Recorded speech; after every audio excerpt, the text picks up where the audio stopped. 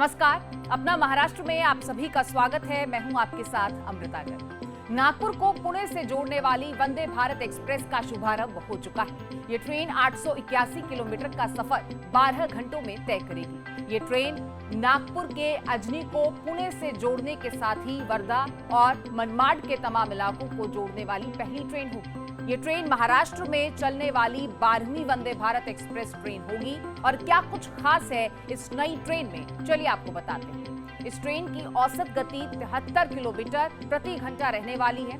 वंदे भारत के कुल 10 स्टेशन होंगे। सोमवार को छोड़कर सप्ताह में पूरे 6 दिन ये वंदे भारत एक्सप्रेस चलेगी। अजनी से सुबह 9:50 पर यह ट्रेन शुरू होगी और उसी दिन रात के 9:50 पर पुणे पहुंचेगी। इस ट्रेन में एक executive chair car, 7 chair car समेत 8 कोच रहने वाले हैं, जिसमें कुल 530 यात्री एक साथ यात्रा कर सकेंगे। मुख्यमंत्री देवेंद्र फडणवीस ने वंदे भारत के चलने पर खुशी से लोगों को बधाई देते हुए कहा कि प्रधानमंत्री मोदी ने उनके अनुरोध को गंभीरता से लिया और नागपुर से पुणे के लिए ये बेहतरीन सेवा दी। आगे बात करते हैं महाराष्ट्र सरकार के उस प्रयास के बारे में जिसके तहत दिव्यांग जनों को नई दिशा मिल रही है। महाराष्ट्र में दिशा अभियान का सफलतापूर्वक क्रियान्वयन हो चुका है। सीएम देवेंद्र फडणवीस की संकल्पना से प्रेरित इस अभियान ने बौद्धिक दिव्यांगजनों की शिक्षा में अभूतपूर्व बदलाव किया है। महाराष्ट्र में इस पहल के अत्यधिक प्रभावी और सफल क्रियान्वयन ने पूरे देश के लिए एक आदर्श स्थापित किया है। NIPID द्वारा अनुमोदित इस पाठ्यक्रम को 6 सालों में राज्य के 453 विशेष विद्यालयों में लागू किया गया।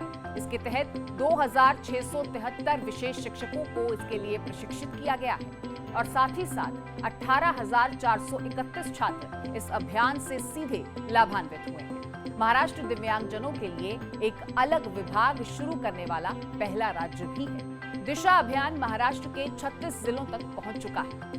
और दूसरी ओर रक्षाबंधन के मौके पर लाडली बहनों के एक कार्यक्रम के दौरान महाराष्ट्र के मुख्यमंत्री देवेंद्र फडणवीस की कलाई पर राखी बांधी गई। इसके साथ ही उन्होंने ऐलान किया कि सरकार ने लाडली बहना योजना के तहत 1 करोड़ लखपति दीदियां बनाने का लक्ष्य तय किया है। सरकार के इस कदम से प्रदेश में महिला सशक्तिकरण होगा और इसके तहत स्वयं सहायता समूह में शामिल महिला सदस्यों की सालाना आय 1 लाख रुपए तक तय करने पर जोर दिया जा रहा है। लखपति दीदी अभियान मुख्यमंत्री माझी लाडकी बहीण योजना का एक हिस्सा है। महाराष्ट्रामध्ये 25 लाख लखपती दीदी आपण तयार केल्या। यावर्षी पुन्हा 25 लाख लखपती दीदी आपण तयार करणार आहोत आणि महाराष्ट्रातल्या माझ्या 1 कोटी बहिणी अशा असतील की ज्या लखपती दीदी असतील। हा प्रयत्न आपण सुरू केलेला आहे। तो वहीं उप मुख्यमंत्री एकनाथ शिंदे ने मल्टीप्लेक्स में मराठी फिल्मों के लिए अलग से स्क्रीन की ज्यादा से ज्यादा संख्या बढ़ाने को लेकर और उसे प्राथमिकता देने के साथ साथ इस समस्या के पूर्ण समाधान के लिए एक समिति के गठन का आदेश दिया है। इस समिति में कई विभागों के सचिव, मराठी निर्माता, वितरक और मल्टीप्लेक्स के मालिक शामिल हैं। सरकार की नीति है कि मराठी फिल्मों को ज्यादा से ज्यादा बढ़ावा मिलने के साथ ही उसके अच्छे दिन लौट आए। मराठी फिल्मों से जुड़े कलाकार और फिल्म निर्माताओं को काम भी मिले। और बात करें पुणे की, जहां ट्रैफिक मैनेजमेंट के लिए महाराष्ट्र सरकार ने कमर कस ली है। पुणे महानगर इलाके के लिए CMP प्लान को लेकर मुख्यमंत्री देवेंद्र फडणवीस और उप मुख्यमंत्री अजीत पवार की मौजूदगी में एक जरूरी मीटिंग की गई।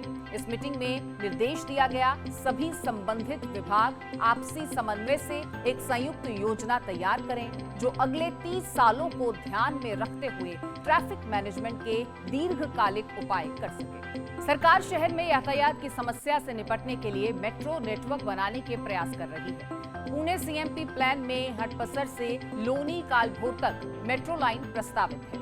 पुणे की बढ़ती हुई आबादी और पुणे सोलापुर राजमार्ग पर बढ़ते यातायात दबाव को देखते हुए इस बैठक में हटपसर से लोनी कालभोर, फिर हटपसर से उरुली कंचन तक मेट्रो लाइन बदलने पर विचार करने का सुझाव भी दिया गया।